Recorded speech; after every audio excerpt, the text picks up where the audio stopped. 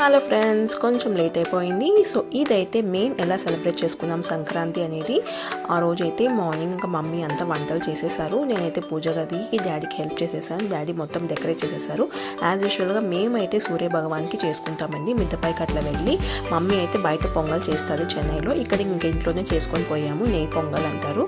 So అక్కడైతే సూర్య భగవాన్కి అందరం పూజ చేసేసుకున్నాము. లాస్ట్ ఇయర్ అయితే మా వాడు ఒక 7 months బేబీ. ఈ ఇయర్ అయితే మా వాడు 1.5 years ఆల్మోస్ట్. ఒకటే తిరిగేస్తున్నాడు మిత్తంతా చూడండి వాళ్ళే అయినట్టు. మేమైతే పూజ హ్యాపీగా కానిచ్చేసుకున్నాము.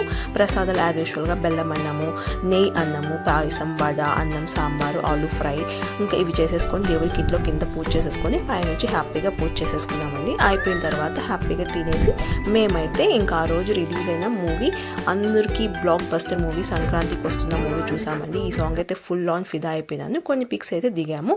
సో ఇలా మేము సెలబ్రేట్ చేసుకున్నాం. Thank you. సబ్స్క్రైబ్.